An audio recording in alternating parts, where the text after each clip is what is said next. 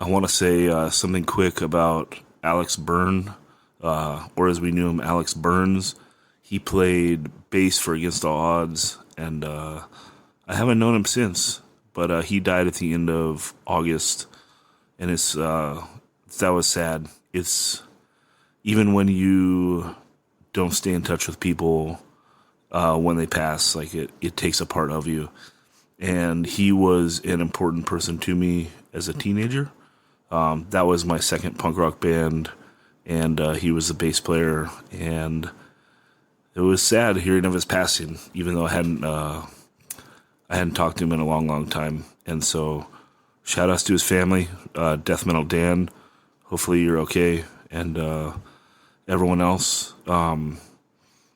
When that band broke up, I actually bought Alex's bass off him, and that was the bass I played all through Voice of Defiance and also through Standard Ground.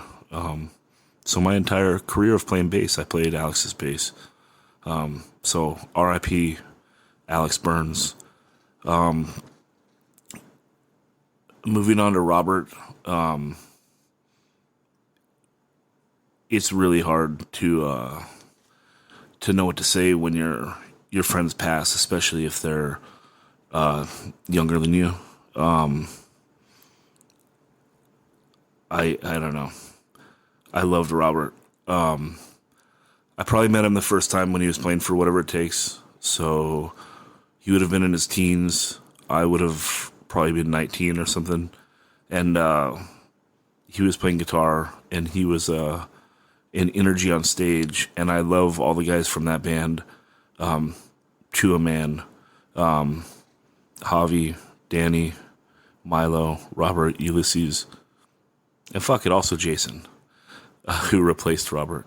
And when Robert left that band, I was like, fuck, how do you let this guy go? Like, he's a ball of, like, not only energy, but, like, sincerity. You know, he's one of those guys that's playing his instrument and he's yelling all the words, and it just feels like it's inside him. So that's what In Control always was choosing guys who maybe they're not the best at their instrument, but they take shit seriously, and they're going to do the best they can, and they're going to put their whole heart into it. And that was Robert.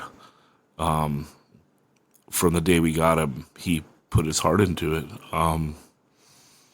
He let us practice in his garage when we never had a practice space. He went on our first U.S. tour with us. And to think about where I was in my life at that time, this is like, I'm 20 years old. I'm starting like the first band that is like mine. And I'm planning on, you don't know what's going to happen, right? Like you put out your first record and you're going to go on your first tour, and everything is in front of you. You don't know how it's going to play out. And the people that surround you, like in those moments, and the positive energy of pushing you forward, they mean the world, and you can never forget those times in your life. You know, the first times when you're a young adult and you take risks, you remember the people that push you in a positive way, and the people that try to hold you back or look at you negatively and hold you back. So Robert was very special. And, living with him in a van for a month in 2001 in the summer, he's an amazing person that had highs and lows, and he wasn't made for the road. He wanted to be home with his friends and in his comforts, and that's fair. He loved his comforts, and after there's lots of funny stories on that tour, and a lot of them we talked about on this pod, and a lot we talked about on the Ryan pods. So listen to the Control pods. I won't go into them all now, but when we got back, Robert, he said, this isn't for me, and he left the band like a man. Robert was a guy like that. Like he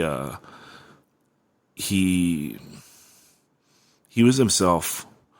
Like, I don't know. He just he wasn't gonna bend. He knew who he was, and he wasn't gonna bend. And I appreciate the consistency in people. So in this pod, we're gonna bring on a few of his best friends, and then also we open up a voicemail line, and some people that loved him and cared about him are gonna leave messages about him. But yeah, we love you, Robert. You know, this podcast is for you. All right, this is the Robert Martinez Memorial Podcast.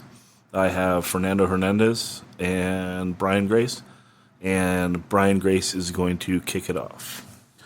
So this was something I actually wrote for the funeral, but I saved it really for now. So I just wanted to read this as if it was kind of the day that these are the memories that kind of floated through my head the day I found out that Robert passed away. So there was a time when I decorated my bathroom with small little bar hand soaps, like fruits, cherries, watermelons, strawberries, etc. And after Robert used the restroom, there was giant bites taken out of each bar of soap. I asked him why did he go and bite through all my soaps, and he replied he thought there was a chance the bars of soap might have been candy. How many did he try? All three. So he had to take that risk that one of them might have been candy. Like on the third one, though? What are you thinking? But it was a perfect joke because it's like you have these bites out of your bars of soap for weeks on end to remind you of that funny joke. So, that was Robert. He's the type of guy that would go to great lengths to get someone to laugh or put a smile on a friend's face. He could perform completely inaccurate impressions of Jason Bryce, but make a room full of people howl while performing it. Sorry, Jason. Robert would go to parties and perform detailed interpretive dance to Britney Spears songs just to see the looks on people's faces. Robert was the type of guy that could convince you that a wild and fun Friday night was wrapping yourself in a Mexican blanket on his bed watching cartoons. Specifically anime. I was going to say, Robert had an affinity for Japanese animation, teaching you to appreciate movies you would have never otherwise have watched. Robert had an infectious sense of humor, using redundant phrases like "cha" and "suck the lemon" to get people to smile. There was a time he started a large group chant at a concert for "New dental plan, Lisa needs braces."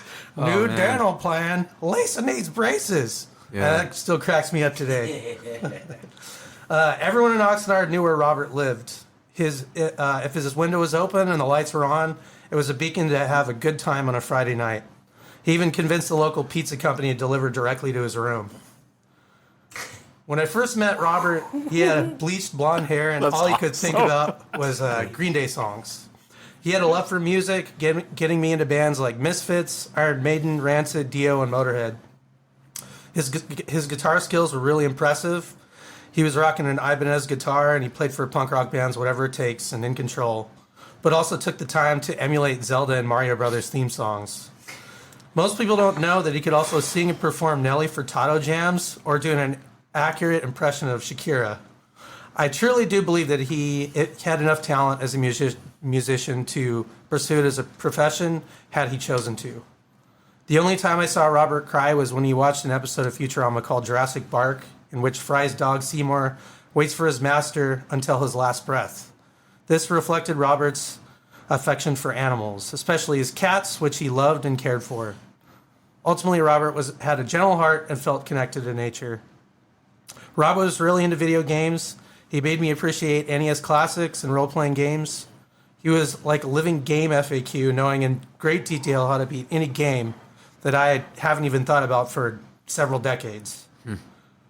And Robert had a love for the absurd and the most ridiculous. He reminded me not to always take life so seriously and offered an alternative view of the world not held by many. It's with sadness and regret that Robert is gone, but I'm also thankful for the hundreds of fun memories we shared together. That's it. That was good, dude. was badass. I Beautiful, was man. sick about getting the pizza delivered to his window. Yeah, you didn't know that? The guy would literally walk into his house and go down the hall and knock on his door and be like, "Hey, your pizza's here."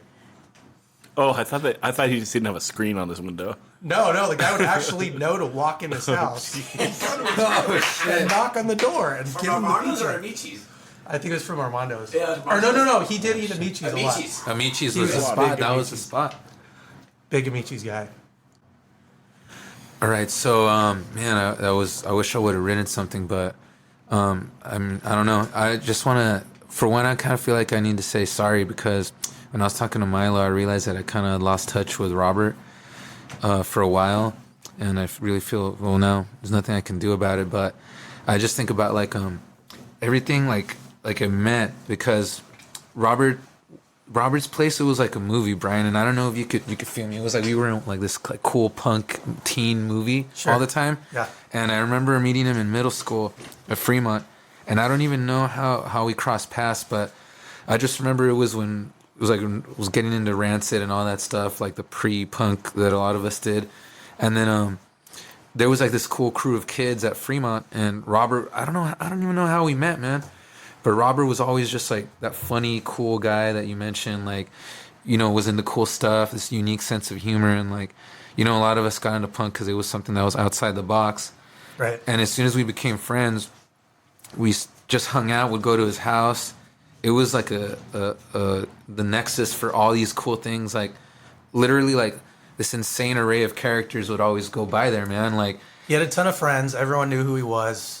There was always a fun story the next always day. a fun story, man. Yeah. And like you would go there and it was like I don't know what happened to him now, but it was like punk dudes like Frank Edwards and Renee and Julio, these other guys that I met through Robert. And these were like total into crass punks, like, you know, Flux of Pink Indians. They like all the anarcho punk. And then it was like this one dude named Pat, I forget his name. He ended up being like a skinhead. Oh, I remember Pat. Yeah, you remember Pat? Yeah, he lived down in a cul-de-sac on the other side of the railroad tracks. Yeah, I and do he remember would him. come with his bomber jacket, Yes. all skinheaded, and like his girlfriend, and like Yep. it was everybody was there, and then like it was like listening to hardcore. I don't know if you remember the Cinema Beer Nuts CD. Yeah, I remember that. Yeah, and everybody would listen. We would Is that listen to Hopeless that. Records? Yeah, Hopeless Records, and Yeah. So that Millencolin song was ill. yeah, Yeah. Melancholy, like all There's a the lot of good ones on Epitaph there. comps, like the Lookout comps, and it was like we got on into all Early this, AFI was on that. all too, early I think. AFI Ignite, and then Danny Lopez. I always remember him making fun of that song. He's like, "Oh, look outside!" Like it was, Yeah. he would do that fucking what's his name, Zoli voice. Yeah. And so like, but it was all like Robert, man. It was like that was the nexus, and walking from Roberts to like Danny Lopez to like Russell's doing Michi's to like Albert Moshart. Everybody who would like cross paths there, like Milo, you. Yep. Like you said, every like a Friday night, like, and we did some shit that I can't even mention here. Hanging Can't out. repeat everything Yeah. you did with Robert, But, unfortunately. It was like a beautiful time, man, and like it just like I mean I don't know, I cherish that. Like I was talking to Russell, like it's like gold to me, man. And that was Robert. Like I don't know what my life would have been like. It would have fucking sucked had I not crossed paths with Robert, because like I met you. Then you guys did Good Enough. You did your band. Like That's everybody, all of us, Someone remember that band? all of us were in bands. Totally forgot about that. song. Everybody, we are good enough. I remember that. I remember those lyrics, man. So everybody, like, it was, and everybody, it goes back to like what Zach talked about. Like, everybody was like exploiting their creativity and like their mind and the shit they could do. And all of us ended up being in bands. Whether you had a fucking demo and you played 5 shows, or you did 2 tours, you did all these bands and put out all these records. Like, we all did bands, and like we and all kinda did creative shit. He kind of started. He was kind of the hub to get us all together and start that kind of stuff. And just insane shit we would say. Like, some of it is like, Yeah. again, I was talking to Milo the other day. It was like, I don't know, can't even talk about it here, but it was just Robert, man. And like, just thankful for all of that. So, yeah. It was hard for me to kind of break out of the habit of driving past his house when I was bored to knock on his window and see him and say hi. You know, that was basically what I did every Friday night for years on end. Yeah, that was the place to be. Calling the party line. We would do that and say Yeah. crazy shit to cholos and just talk shit and egg them on. That was so. The party line was so funny. It's Yeah. just a bunch of dudes like say they're gonna fuck each other up. Yeah. Like, fuck you, dude. Fight me. We'll meet me on the corner here. yeah. I'll fuck you up. Fuck that. I'll blast you. That was badass, and we did that there at Roberts, We man. do that. He was mean, always the that's- guy that could convince me that King Cobra was a good beer. And I was into like drinking regularly these King Cobra 6-packs for like 6 months, and after a while, I'm like, how did I get convinced to drink this stuff? Freaking Robert. I mean, Robert ditching, class with him, like everything was just cool, man. Like we would hang out we were all at Oxnard High, and like one year, none of us wanted to go to like I forget what period it was, the one before lunch, and we wanted to just have an extended lunch, and we just chilled in the cafeteria and like just kind of minded our own business, and like nobody fucking said shit. And then until this girl came in and she's like, I'm afraid we're going to get caught. And Robert's like, fuck, man, I think she's going to jinx us. And then sure enough, like, what are you guys doing in here? And that was the last time I saw Robert. I think after that, he bounced, man. I think he did like a continuation thing. He did. He got out of Oxnard High to continuation school, yeah. And that was the last time. But that was, I mean, I saw him regularly after that, but in we would in still school, chill. Yeah. I think it was around mid-junior year or something. We were only graced with his presence for a little bit in high school, Right. man. Did he go to Frontier? No. I don't know which school. I think it might have been Frontier. He definitely was in a continuation school or some kind of... But he bounced. Frontier Yeah, type we school. lost. We didn't have him anymore, man. That was fucking whack. It's funny as hell. Watching basketball, all that shit. Oh, in his yeah. face. We probably watched Super Troopers 50 times. Yeah. We watched that movie so many times at my house with Robert. Milo has some funny ass stories too, man. Yeah.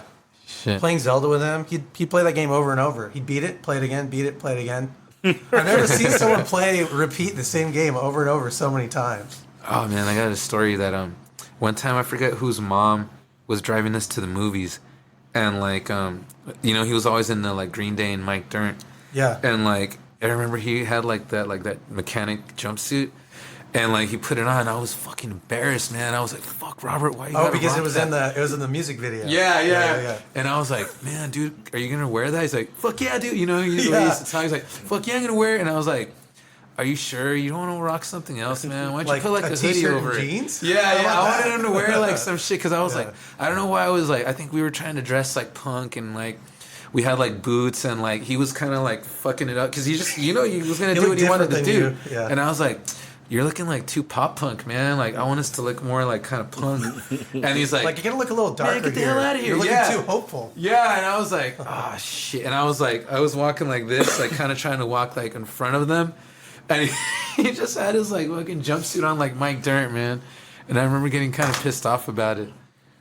He rode for Green Day, dude. I remember there was one time, and I was like, it was just like a passing conversation. I brought up like, yeah, like the one shitty Green Day record because it was like they kind of fell off, right? They did Dookie, and then like some people didn't like maybe the one Yeah. they did after that or the one It Insomnia? still had some hits. they somehow. did one that Insomnia. people kind of thought was like not as good. Yeah. And I was like, yeah, like the one Green Day record. And he's like, which one, dude?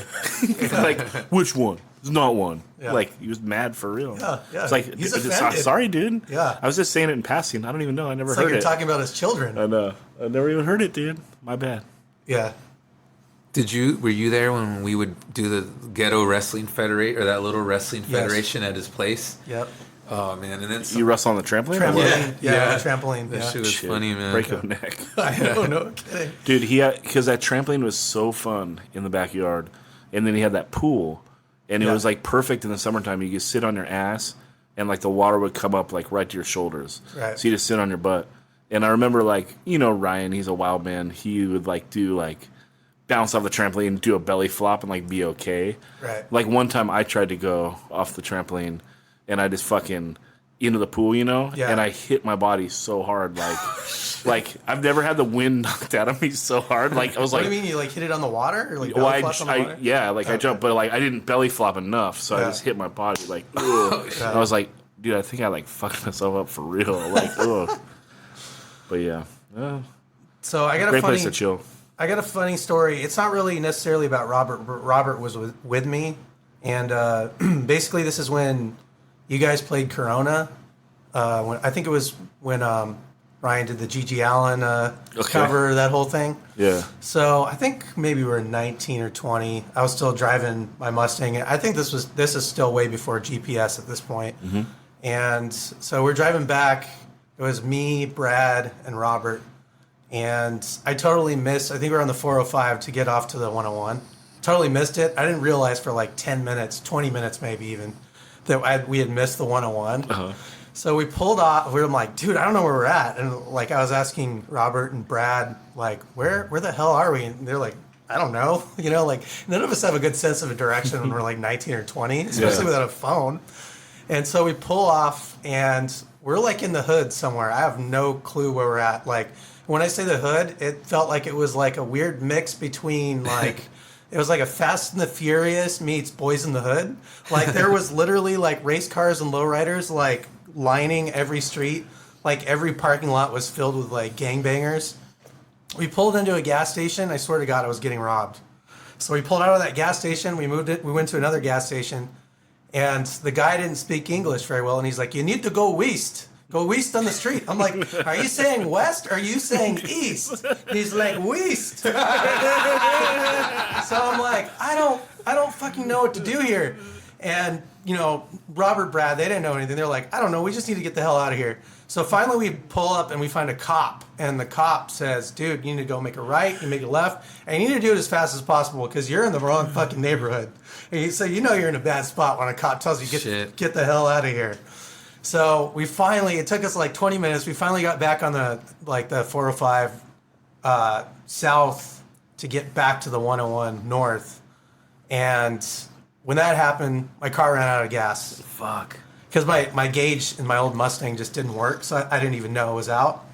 So we coast on the side of the 405, roll into this next part of LA, some industrial area. Oh, God. And it's probably, 12:30 at night by this point.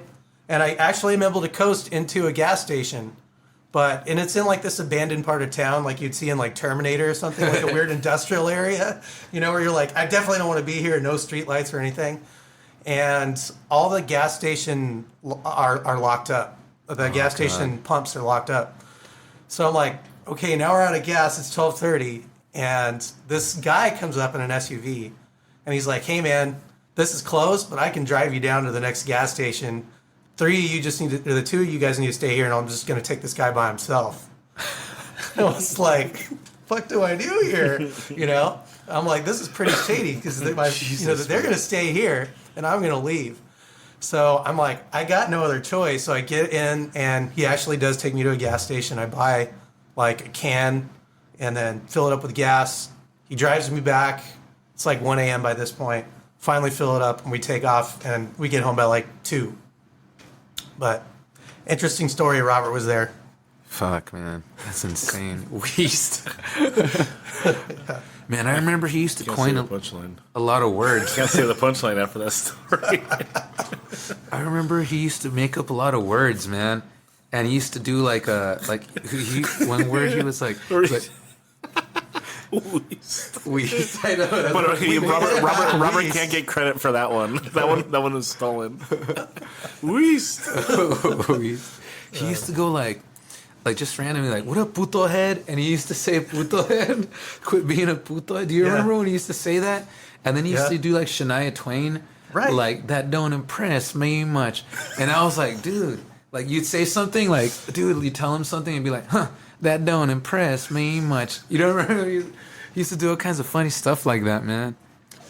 Yeah, he would also say waves and rocks because there was some anime that he loved. At the end, they'd say waves and rocks. So he'd come in the room and go, waves and rocks. Dude. Every time you enter the room, we're like, what? Dude, oh, man. There's some other funny ones, too, but I guess we'll see who else is. We're going to call someone? Yeah. All right. Who we calling? All right, let's call Danny first. Okay.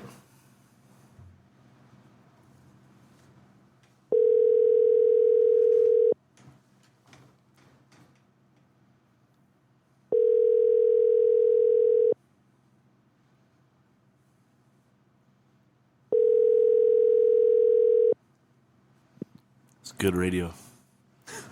Yo. Hey, Danny. It's Zach Fernando and Brian Grace. Oh, hey, what's up, Zach? What's going Brian? on? Hey, Fernando. What's up, man? you sound nice on the phone, dude. Yeah, I was like falling asleep right now. That's why I was actually hoping that you'd pick up before he fell asleep. Yeah. Well, That's why I had to call Danny first. take 2 shots of Jaeger and do a bump, dude. I know, dude. Dude, yeah, I've been drinking a little bit. So. Perfect. Oh, rock and roll. God Right. damn. So try to get into one spot, and don't move too much, and speak directly into your phone. All right, And sweet. then lay it on us, dude. Yeah, well, God damn. It's a tragedy.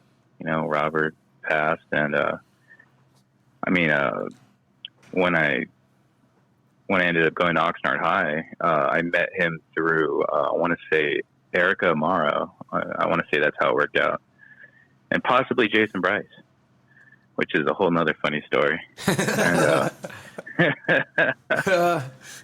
well, yeah, we used to walk home from the school bus and just end up at Robert's and jump on the trampoline, and he used to have his own little wrestling deal going on with that, and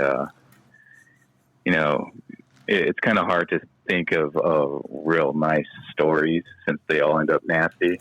Yeah, that's what I'm saying, man. That's what I told Brian and Zach. Yeah, it's rough, man. I'm trying to dig deep. Hey, Danny, can you tell the story about the Nard Witch?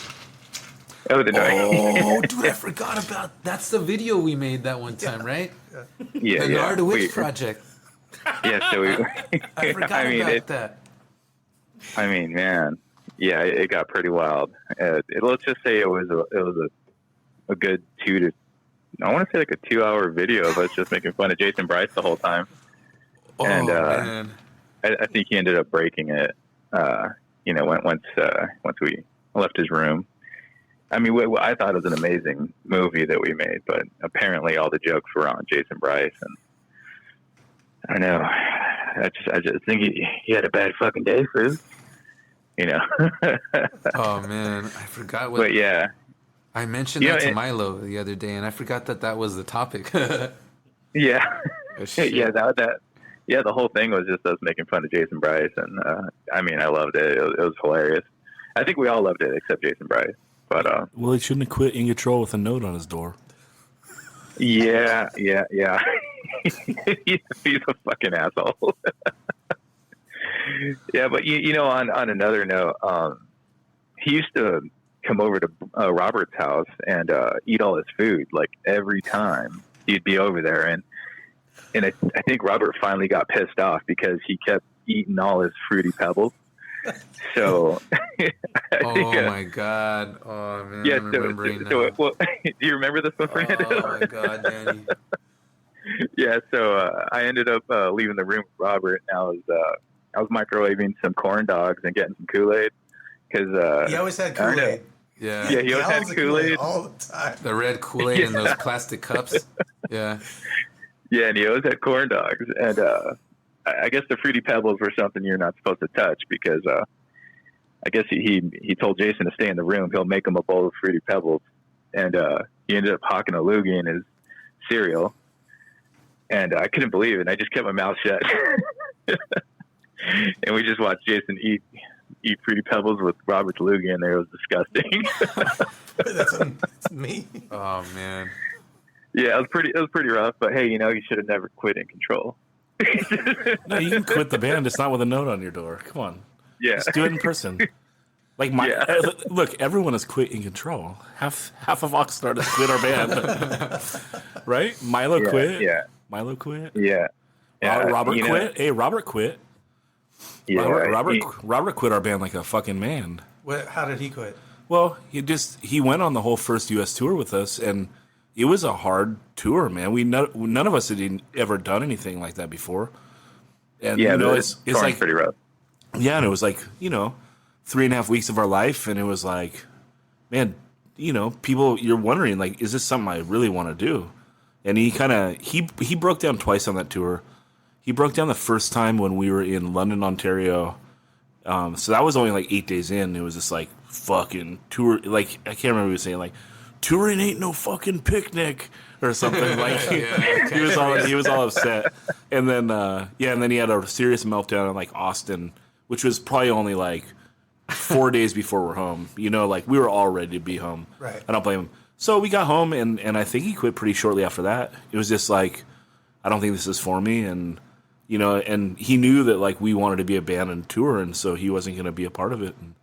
And fuck, man, he went out true, and he always helped us out after that. Like I've told this story a couple times. Like that day that Jason Bryce quit the band with a note on his door, we went to Robert's house like 5 minutes later and picked up Robert and went and played that show. And then also, he let us play. We did one of the New Year's Eve shows at his house. Garage, I remember. Yeah, and that was after. That was awesome. That was after he was 2000, I think. No, it was later because we have the whole list.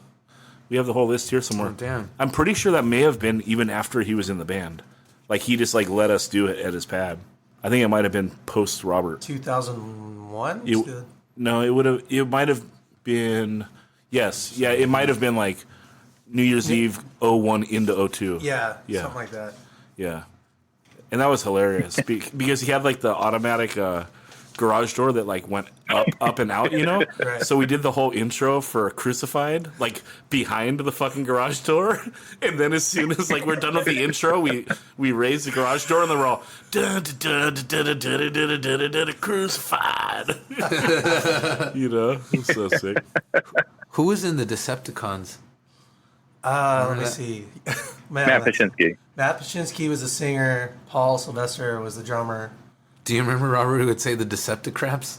Did he? Yeah, he would call them the Decepticraps. He's like, dude, it's the Decepticraps, dude. And I was like, oh shit.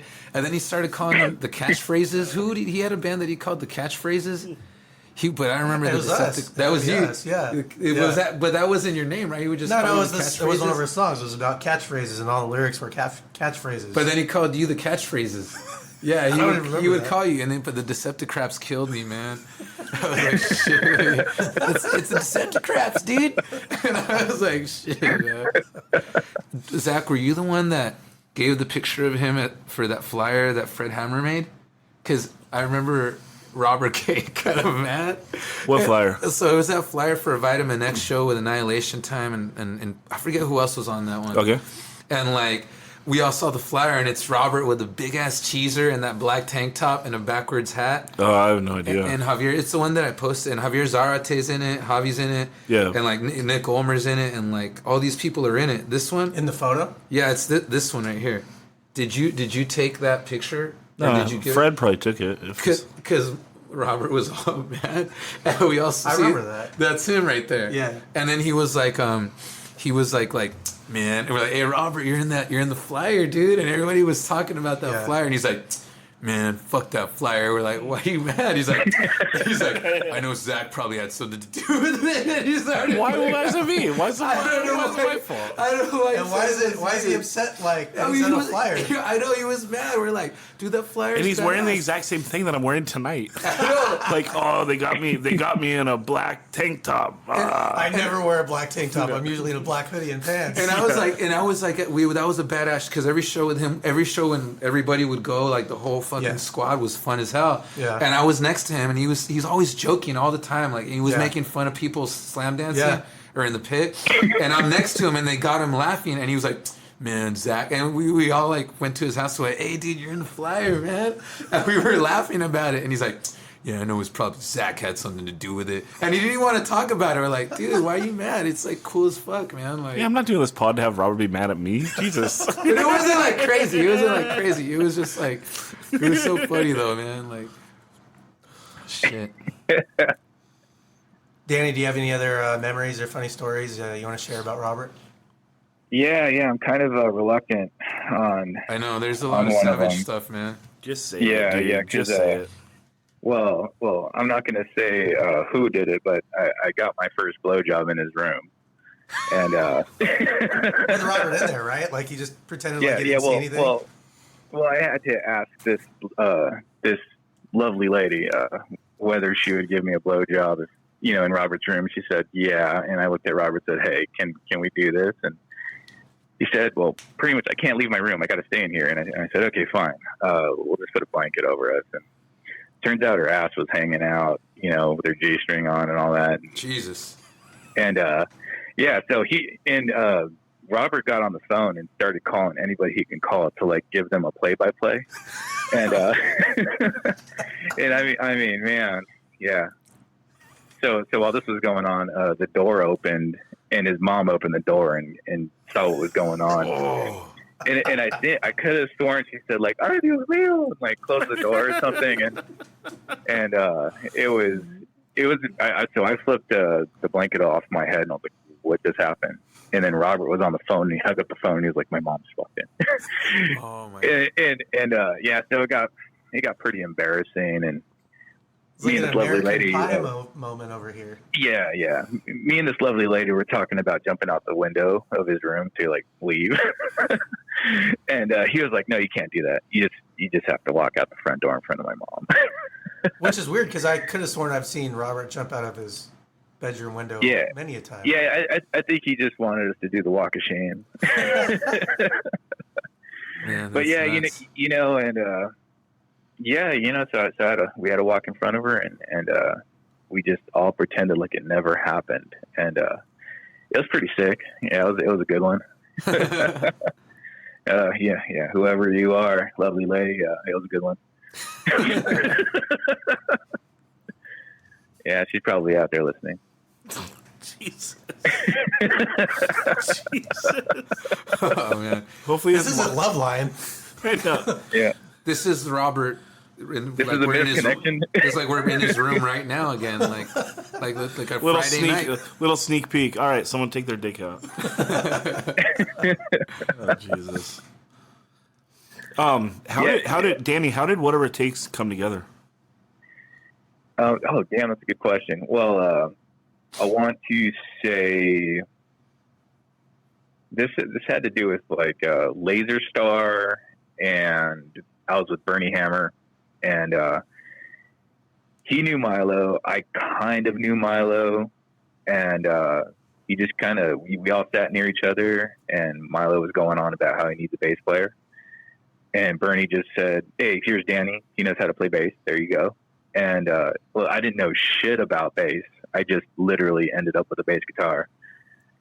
And yeah, pretty much when I showed up for the first practice, I showed up super early. Nobody was there.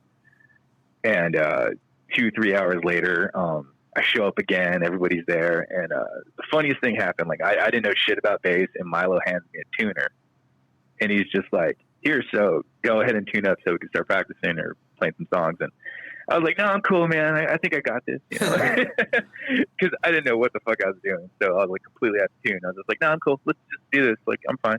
And so Milo was like kind of looking at me funny, like, "Okay."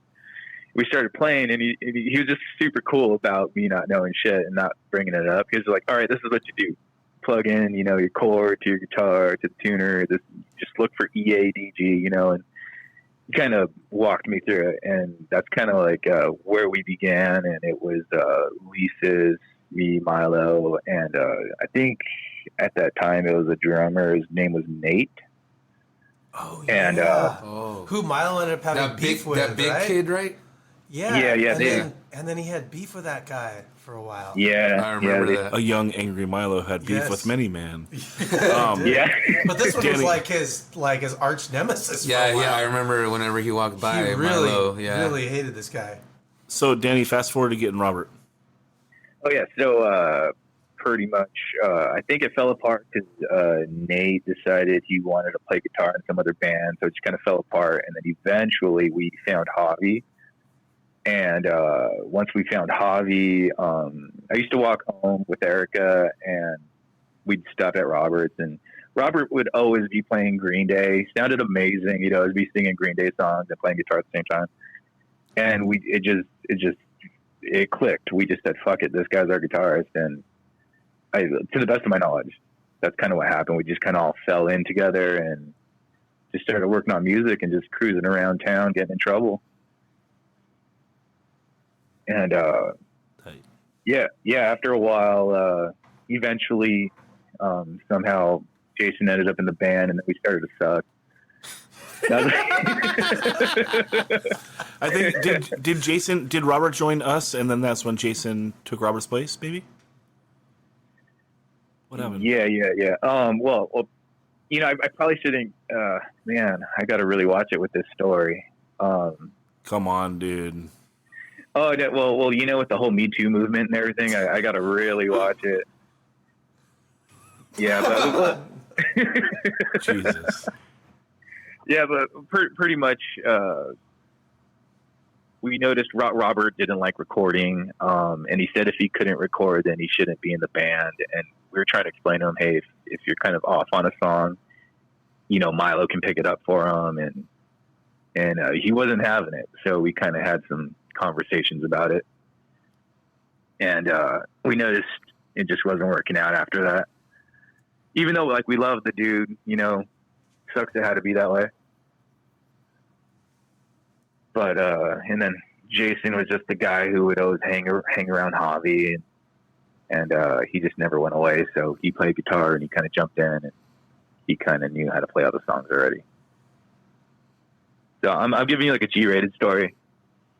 Yeah, that was terrible. I can't figure out where the Me Too part was. It's pretty straightforward. I know. There must have been some big part in the middle there that we totally missed. The dramatization may not have happened.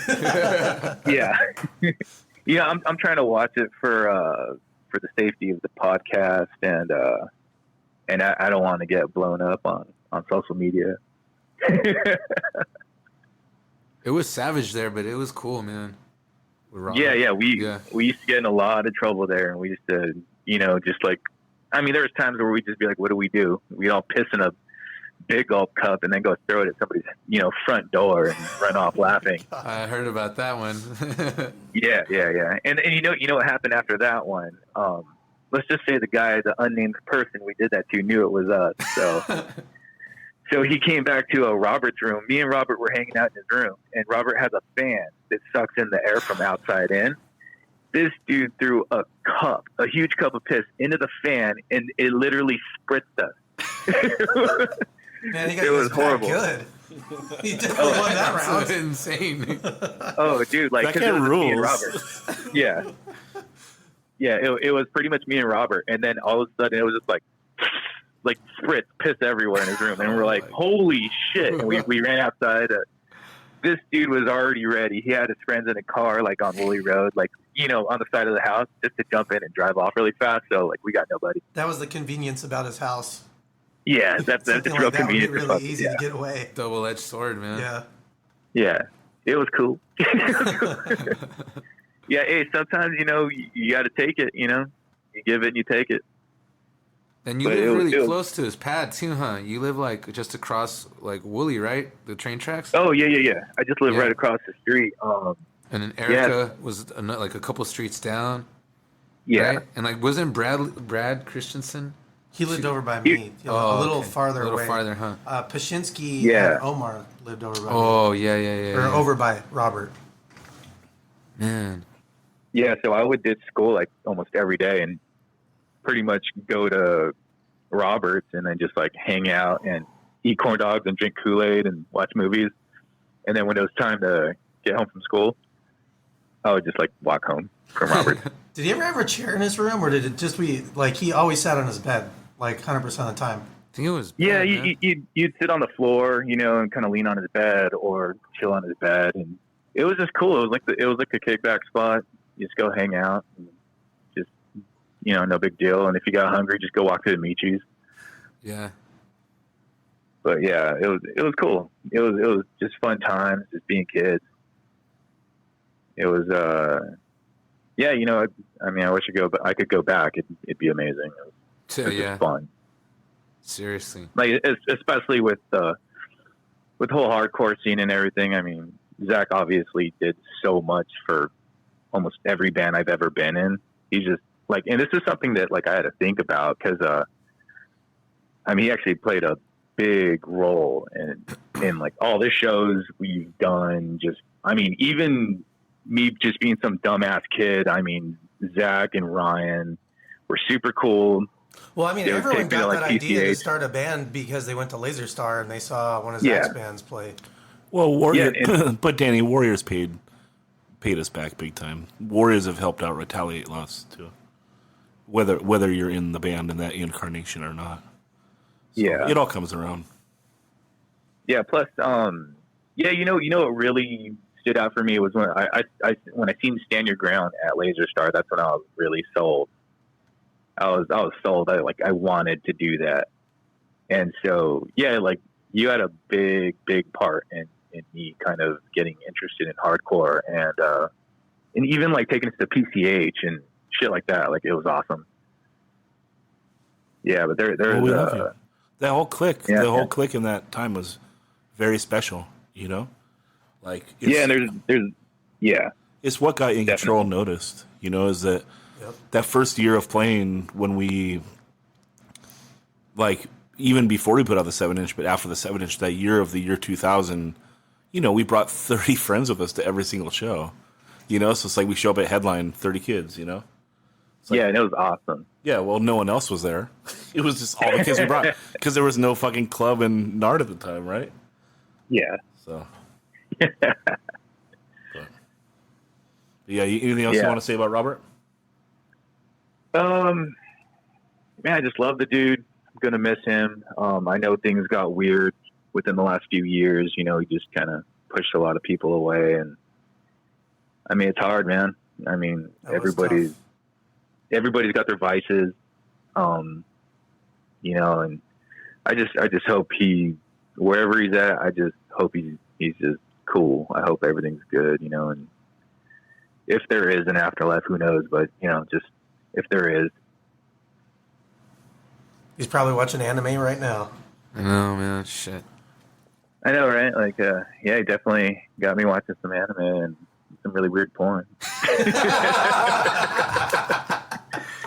Oh man. I don't know, man. He had a collection, man, and it was pretty wild. Oh yes, we're yeah. Oh yeah. Saw a Well, lot of I'll tell crazy you what, movies there. we set up a voicemail for anyone that wanted to call and leave memories of Robert, and the very first person to call was Glory, and so I think it's a nice move that like Robert would have appreciated the first person to reach out and talk about him as one of the hottest chicks from the Oxnard hardcore scene, right? Yes. Seriously. Yeah. She's a cutie. Yeah, and she's an awesome person. Yeah, I think she was friends with that one lady I knew. Jesus, Danny, it's been great talking. Shit. Now I'm digging deep, Danny. Now you're giving me more clues. Yeah. Giving me No. a major clue over here. Danny was a player, man. I got clue goo all over me. Danny, dude. Danny was a pimp, man. I'm gonna say it straight Yeah, up.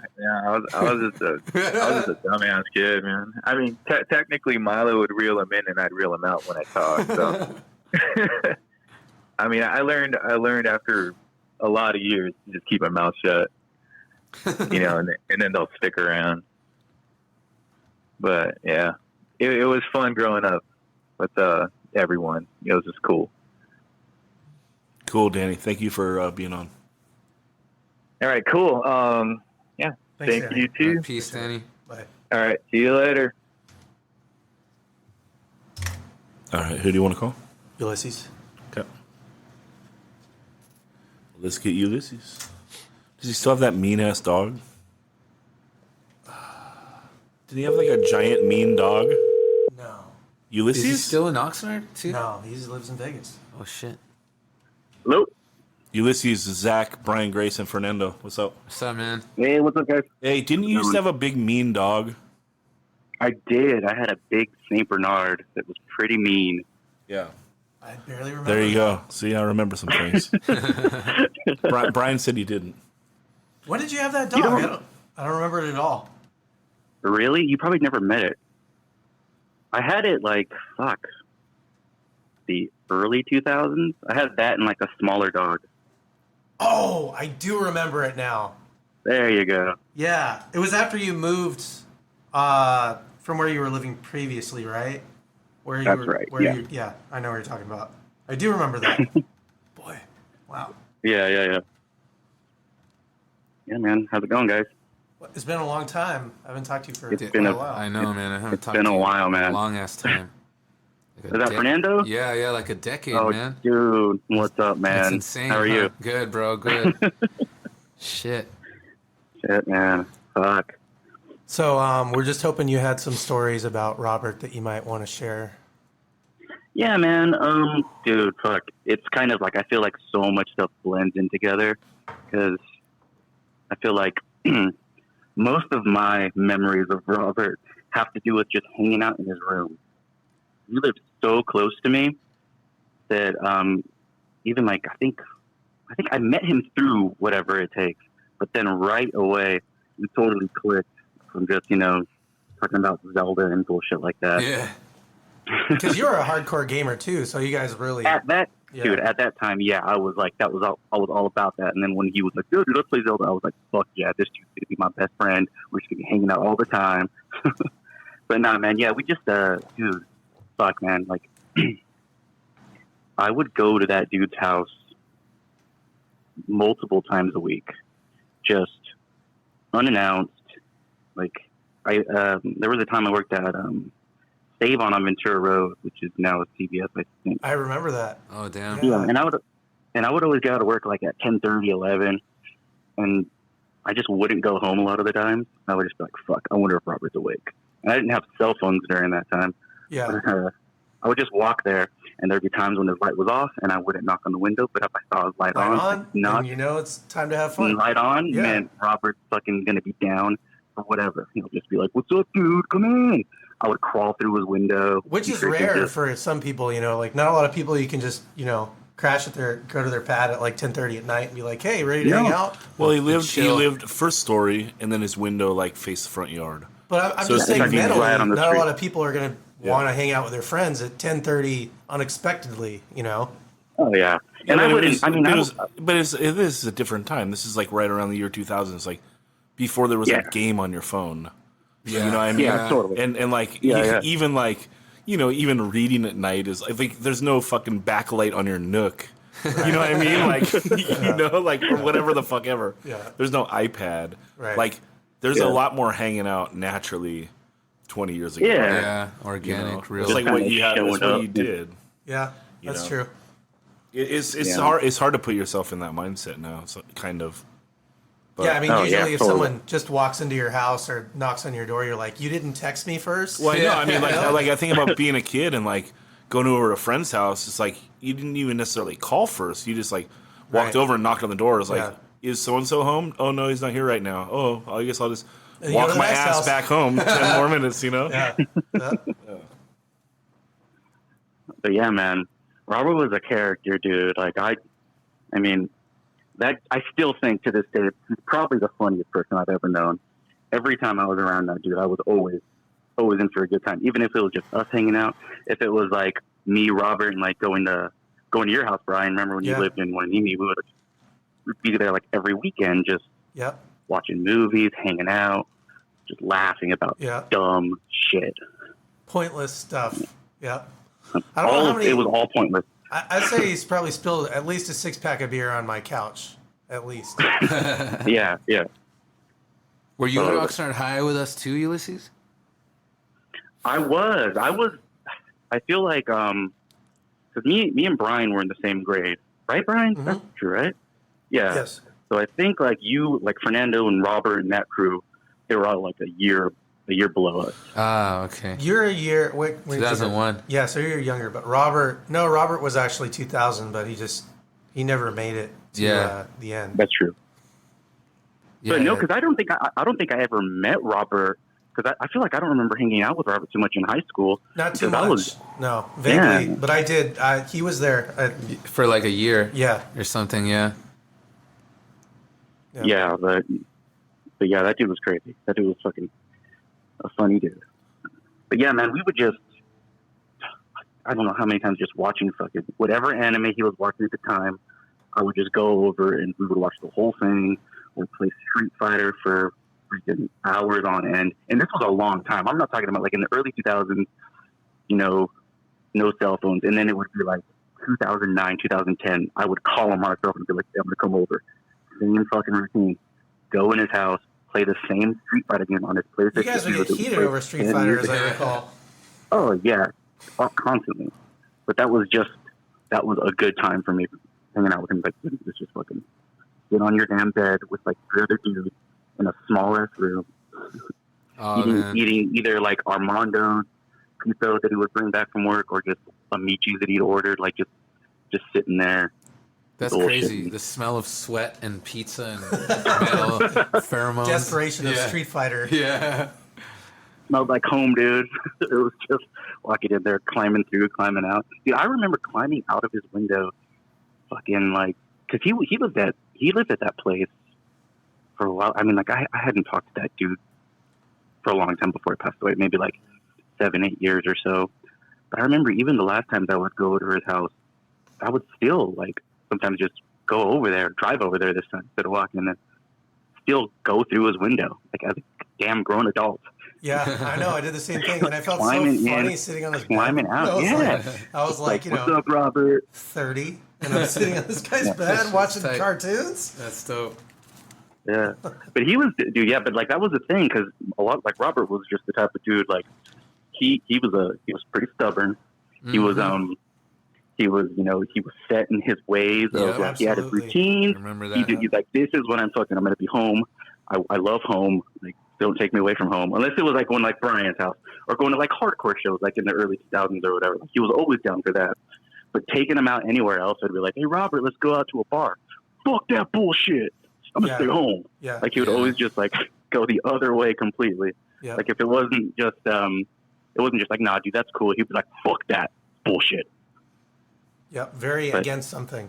He liked Very his against comforts. Yeah, He loved his comforts, man. He loved it. But it was the thing, like he was super stubborn, but I mean, and I know like Brian used to like sometimes be like, come on, dude, just fucking go. Yeah. Just fucking go. we had And then because finally we'd like, always want to get "Come out. on." We were just at Yeah, that and- age. We wanted to get out, and Robert was like, he's just a creature of habit. He wanted to sit Yeah. and watch cartoons. He Yeah, didn't want but to do that. the moment we took him out, dude, he was having a great time. Yeah. Didn't matter where we were. He always immediately just was like, fuck yeah, dude, let's do this, let's do that. He just like, Yeah, he'd be the Having a center of good time. attention, life of the party, but you had to like drag him kicking and screaming out of his house. yeah, drive, kicking and screaming. Yeah. But yeah, dude, he was stubborn, but it was always fun being around him. It was always fun trying to convince him to do stuff too. He was a character, man. Did you guys I ever don't chill on think- his roof?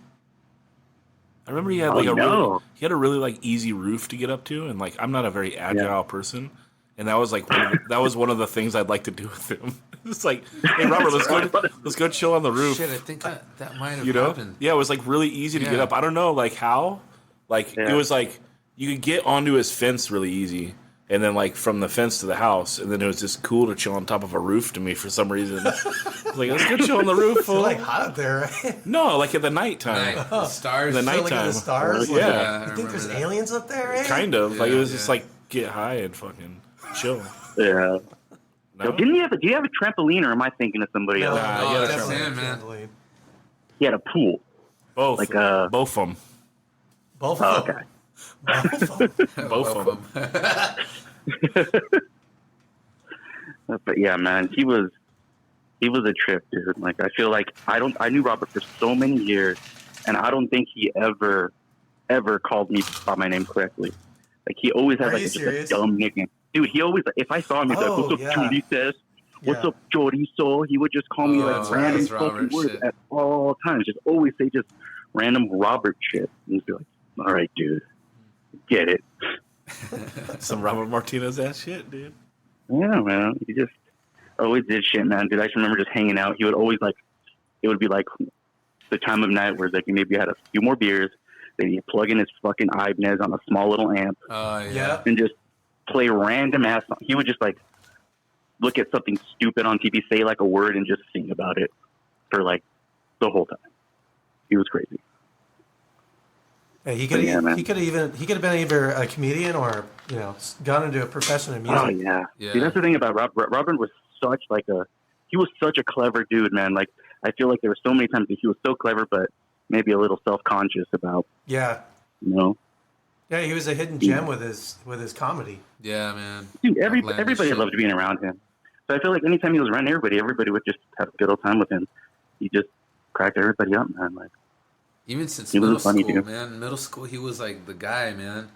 With all Oh, like, really? with all like the punk kids at Fremont, like he was like the dude you wanted to be around. And like if he wasn't there, it was like, oh man, fuck today, it's gonna suck. Robert's not here. So what was your guys' crew, Fernando? Like in junior high school, was it just like you, Robert, It Russell, was, or yeah, me, Robert, Russell, and like there was these other kids that Shout were out Krusty Rusty. like in 8th grade. They were like in 8th grade, and fuck, I think it was Robert was held back, I think, a year, and that's why he might have been in the same grade as me. But either way, like there was this kid named Tosh, like we used to call Tosh, and this other kid that Robert would say that he scared his neighbor, and like the neighbor died. Like he would always tell the story like, yeah, dude, that kid killed his neighbor, and I was like, what the fuck, no? And he's like, yeah, dude, he scared him and shit, and then the guy had a heart attack.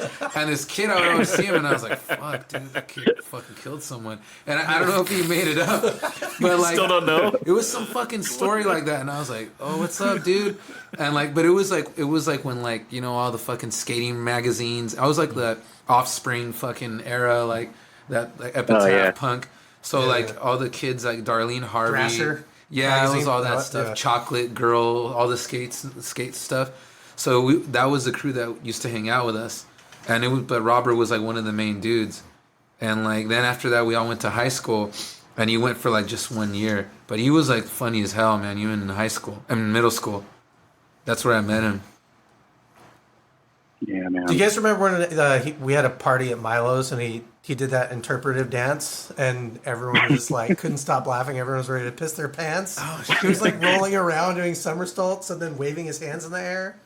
I don't think Yeah, dude. You just saying waving his hands in the air. I know exactly what you're talking about. Yeah. He had to move.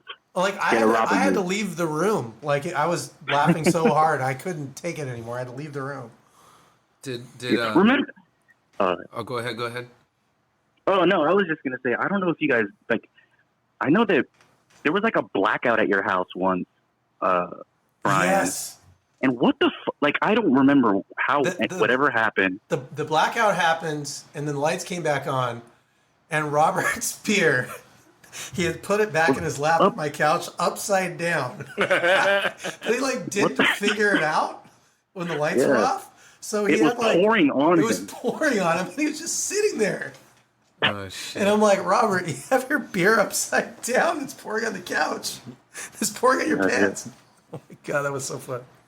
Damn. Yeah, he was a trip, dude. I feel like one of my last interactions with him before I moved over here in Vegas, maybe like a couple years before that. I think I went to pick him up at his pad because I wanted to hang out with Robert. So you always had to pick him up and take him where we were going. And I got to his house or whatever. And he was just waiting for me outside, all stoked to see me. He's like, "What's up, dude?" He freaking goes to open my passenger side door. He just breaks the doorknob off. Like the handle comes off. He looks at me and he just shrugs. And then he gets in the car. He puts what was that? he puts the handle in my cup holder and just starts talking to me like nothing happened. Oh really? He just put it in the cup holder? Yeah, he put my doorknob. He put my door handle in the cup holder. It was like, "What's up, dude? What's going on?" And I was just like looking at him like, "What the fuck?" And then I just started laughing because I was like, "I can't be mad at that dude." Like he was so casual about it. Broke my door. Dude. I never fixed it at that time before I got rid of that car. But fuck, man, like I just remember being like, "Dude." At least he put it in your drink holder. He could have chucked it. Yeah, he could have chucked it, but he was just like, "Fucking here it goes." Yeah, he was a nice dude. He's like, "I'm not going to throw it. I can just throw it out there, but I'll leave it with you." Yeah. What were your practices like, dude? Ulysses with him and whatever it takes when you guys would rehearse? They were fun. Most of whatever it takes practices were always kind of like friend get-togethers because Javi always had like everybody over there. I was over there for most of your practices. All time. Yeah. Like so that's kind of what it was like most of the time. But it was always fun. It was always in Javi's living room. His parents were always super cool. It was like, "Oh yeah, we'll just move the couches." Yeah. Very supportive of everything he did. Yeah. But yeah, just it was cool. Robert was a fun dude to be around. But yeah, most of that stuff I remember is just everybody being there. Like I don't even remember the practicing part. I just remember hanging out with everybody, which is always funny because I remember during Robert's stint in Control, there was one time where you guys went to go practice at Robert's house. Okay. Yeah, and practice there a fair amount in his garage. Yeah, but it was like the first time, because you guys were always just like a straight up like, no, like we're practicing, it was serious, and he was always like, before you came over, and I would be like on his video, dude, don't go in the fucking garage, man. We're gonna practice. Jack's gonna get pissed. I do remember that. Dude, He was very protective of it. Like it was like a secret spot or something. don't go in. Like he was just all serious about it. I was like, dude, I'm gonna fucking watch TV. I don't care. Like, no, I'm not gonna like sneak in there just to piss you guys off. But I remember him making like a big deal of it. Like, dude, just don't go in the garage. And he just walked It's a out. demilitarized zone. It's like a DMZ. Yeah. Just do not pass. When Yeah, he did the first tour with us, and pretty much all the shows were bad that tour until we got to Houston, and we played this played this big ass place, and Robert kicked it off. There was like probably 150 people there, and he started singing that "Deep in the Heart of Texas" song. It was fucking ill, dude. He said like the first two lines, like, what is it? Like the stars are bright in the middle of the night, deep in the heart of Texas. Like the whole like crowd gave it back to him. It was like, oh my hell god! yeah. And then like Damn, boom, that's right crazy. into Give Me Some Reality. It was like, Oh, sick. hell yeah, that's It was cool. like, fuck, one good show, you know. This is badass. But it was Wow. crazy. Yeah. The other time is we had that song on Another Year with it cuts out and it goes like an Iron Maiden ass type bass part. And we did this run. It wasn't a full US tour, but we drove up. We did I think like NorCal, Sacramento, Seattle, and then we went into Canada and we played this. I think we played Vancouver. Then we played this little ass town, like 5 hours east, called Kamloops. It's this tiny ass little town, and we're playing this like kids rec center. There's probably like it was a pretty good show. There was like probably 150 like 16-year-olds there, and you know, it's Kamloops, British Columbia. Like they don't get like entertainment, you know. Right. And like we were actually a 5-piece on that tour, so we played that song. And Robert's got like that's a pretty long like bass solo part, you know. And it was pretty wild because so like we play that song, we go into that part, and like the whole place is fucking clapping, you know. Yeah. And like I'm like paying attention to my amp, like trying to not get feedback, you know, trying to keep my knobs on point, and you know, I gotta come in, I'm paying attention, whatever the fuck ever. I look over and Robert's just like eyes closed, like chin in the air, like it's like the greatest thing ever because like there's like 150 people like clapping like in unison, you know, and he's just like like That's awesome. yeah, it's He's like just all his feeling it. yeah, he's feeling it, and like Yeah. the practice paid off, right? Like Yeah. I'm skilled enough I can play with my eyes closed. Yeah. You know, I can And I like can enjoy it. I don't have to be nervous. I at can this suck point. this in, Yeah. you know? Yeah. Yeah. That's probably like his best moment on tour. Hell yeah. There were some of those. But yeah, that's all. Where was that? There's a video released of Whatever It Takes recently with Robert and the band. That's in 2000? Headline Records. Oh, is that Headline Records? That's the night that Greg Oh, yeah. that's the night Greg Get Back was born.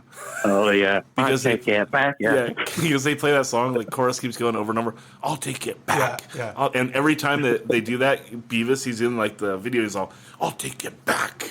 I'll take it back." He's like every time really into it. Every time Very he throws animated. a body blow, I'll take it back.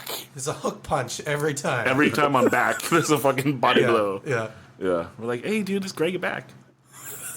No. Well, he had a mic for that show. I don't think I ever really noticed that Robert played guitar in Whatever It Takes and sang, but for that one it I was don't like even he was like remember that. backup vocals That's cool. for that He show. was always down to just sing backup vocals. I feel like you didn't even have to tell him. He just did Right. it, man. Like I feel like one of the things about Robert is he was always really into it. Like Right. no matter what, like he was just fucking like banging his head, fucking singing along. He's feeling it, man. Didn't Robert, crazy. Zach, when you guys re-recorded the Hometown Pride, didn't Robert get a lyric in that part when everybody does, when you re-recorded that for the... Probably. Yeah. On Truth Hurts. Yeah. Probably. I think he did for Because sure. he was I all remember psyched that. about it, I think. Yeah. What- Yeah. What part did Yeah. you do? And I forget which part he did, but he was like really into that when that he Yeah. was allowed to do vocals on that one. Probably. I mean, Yeah. I can't remember. Was it the part where it goes running shit on the dance floor? Yeah. Yeah, I he think said that's that. the one. You Yeah. got Yeah. that one? Yeah. Yeah. That's cool. That's cool. Yeah, he definitely did because he was really stoked on that. Because I mean, like I'm saying, he would fucking put that shit on. He would listen to In Control, like when he was in the band. He was like a fan of the band while he was in the band. So And after too. I mean, super stoked. yeah. Oh hell yeah! But he was like, even part of it, just fucking, he was stoked on it like constantly, like listening to it in the room. Like when you guys recorded, what was the first album called? Another Year? Is that one? Yeah. Yeah, like when you guys recorded that, like I just remember him putting that on so much. I remember him putting it on before it was released. Like he had to learn it. Yeah, but he had like an unedited copy of the album that I still have. I took it from him, and but he just added an extra and he gave it to me. Yeah. But he just listened to that over and over and over. I did too. All right, Ulysses, you got anything else about Robert? Man, I'm good. Just dude, fucking sucks that he's gone, man. And you know, he was a good dude. I really miss him. So yeah. It's good to reminisce a bit. So thanks for calling me, guys. Thanks for being on. All right, bro. Thank you. It was good talking to you. Take care, guys. See ya. Bye. You too. Bye. Alrighty, so let's wrap this thing up. We are going to go. Well, do you guys want to say anything first? Yeah, so I'm really glad we got to share some memories of Robert, and it really kind of brought back some things that I hadn't thought about in like a good decade.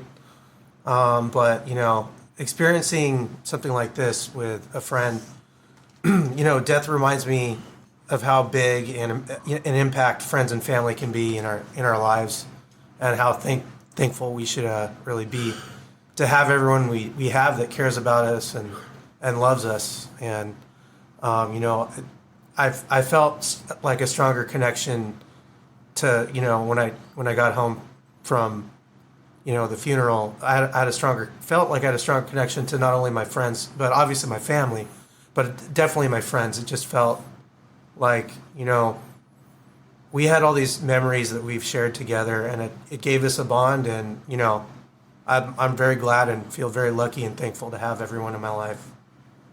And it takes something sad like that to remind you and kind of break you out of the mundane day-to-day, that where you're not really thinking very deeply about what your life is about and the impact other people have on your life. And so it took something like this to really remind me of that. I think for me, it was talking to Erica, and well, on IG, and I know that we can like get in touch with her, and then with Milo talking on the phone, how like we were really lucky to.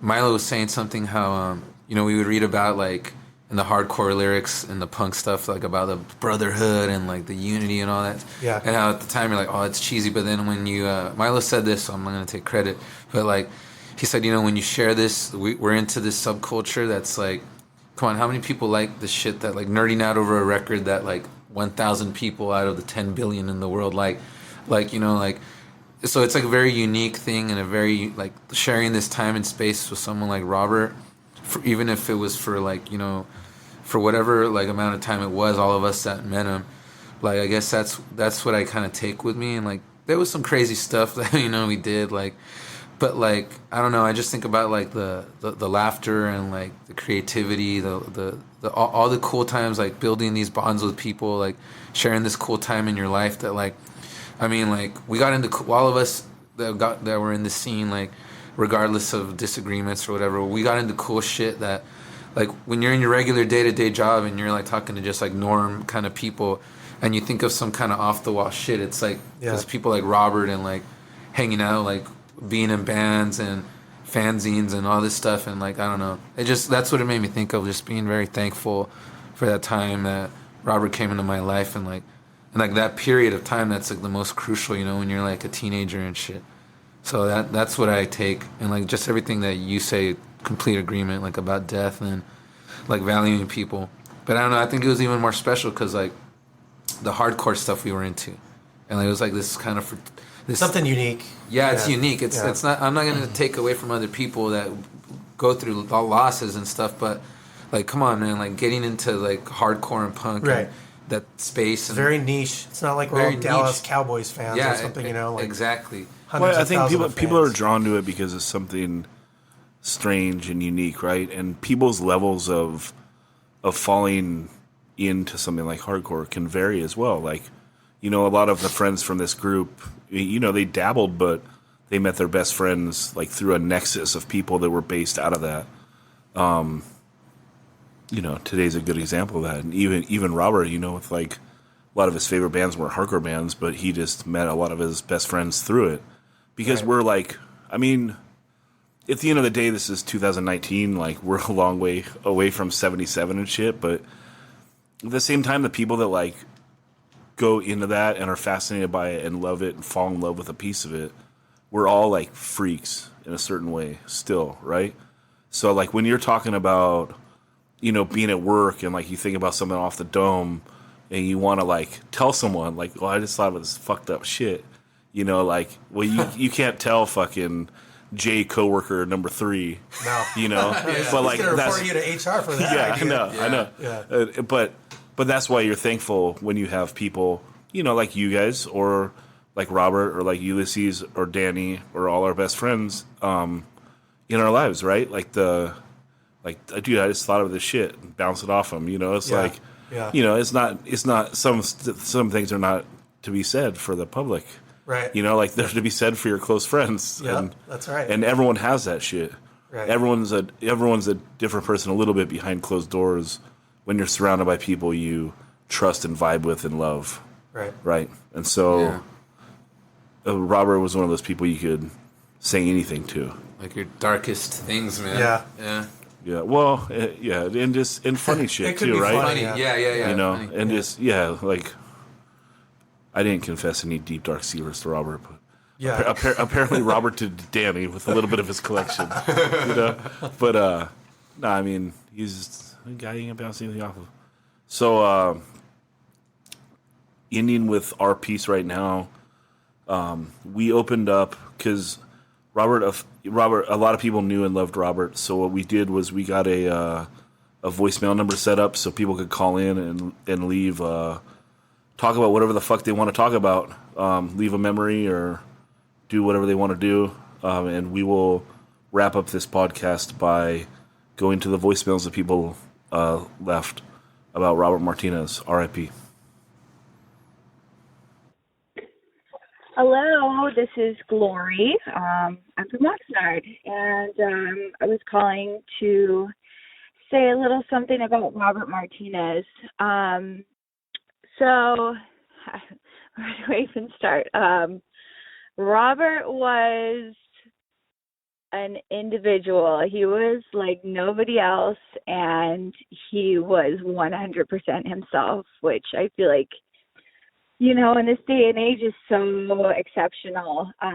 But he was just him, and he was like unapologetic about it.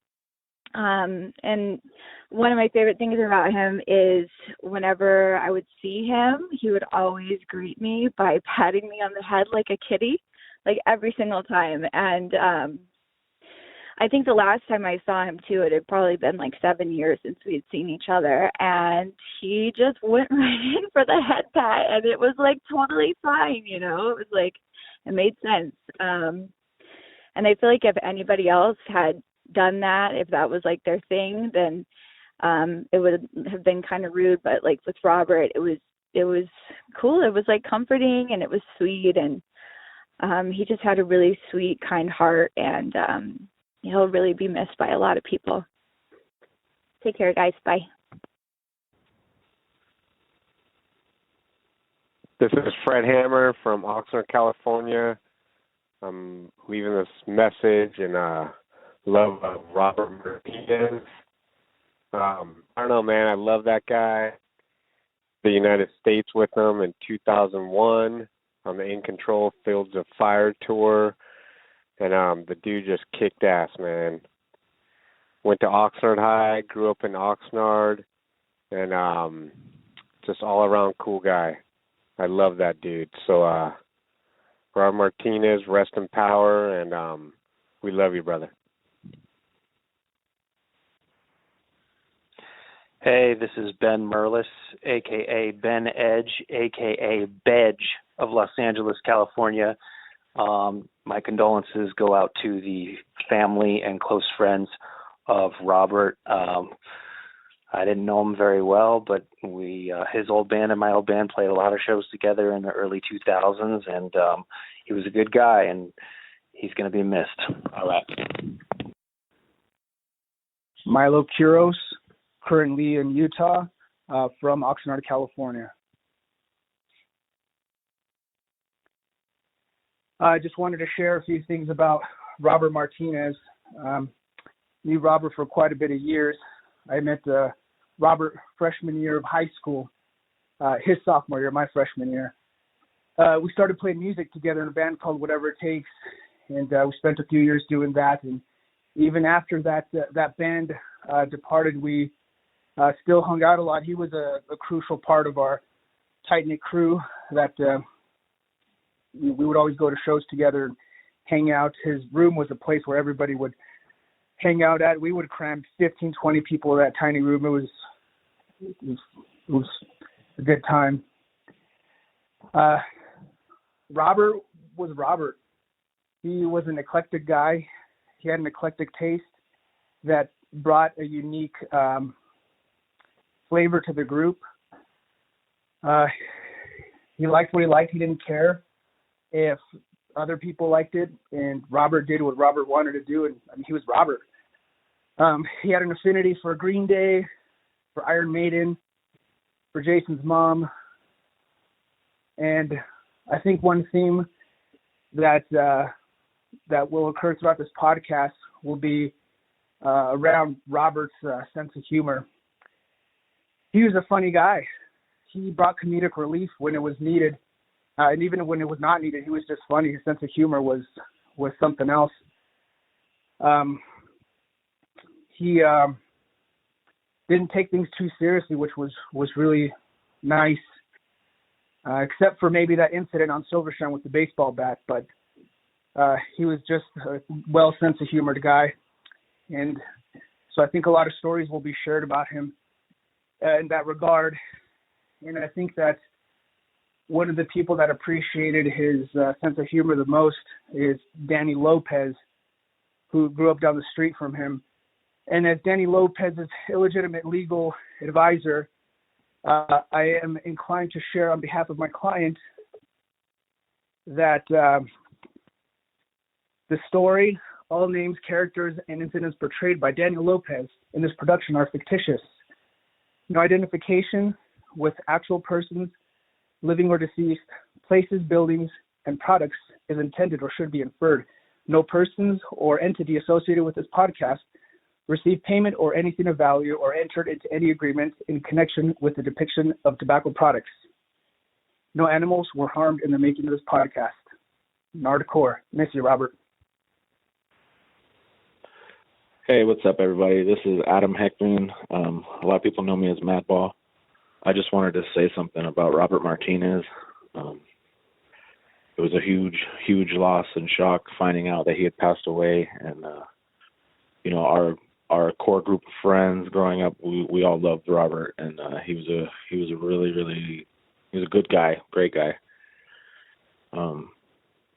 Every time me and Robert hung out, we always were just laughing, talking shit, whatever it be. Always ended up talking about Zelda and Nintendo and video games because, we were both nerds growing up. So that was one thing we always had in common that, I don't even know. He's going to be missed. Robert was, like I said, he was a great guy. He was smart, very talented, and anytime Robert was hanging out, you knew it was going to be a good time. Everyone was going to be having fun, laughing, and just, he's one of those guys that was kind of like, he was the life of the party without being the direct life of the party. I don't know if that makes any sense.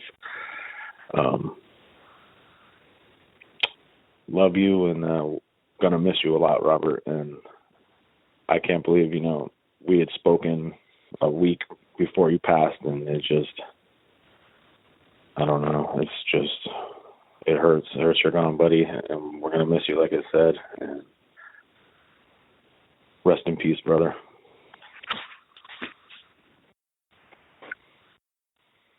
My name is Javi. I'm from Oxnard. I played in a band called Whatever It Takes with Robert.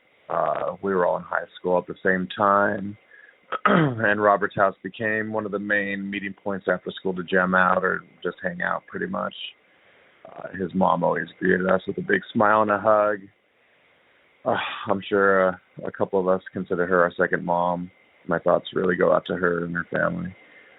The memories I have with Robert are very dear to me. His humor, his love for music, his love for his friends and family. You'll be missed, man. Rest in peace, bro.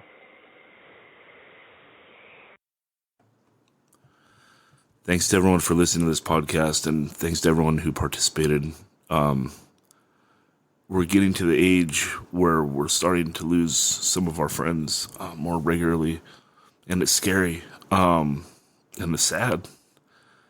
And we need to take the time to just, rise above being shy and tell the people you care about that you love them as much as you can.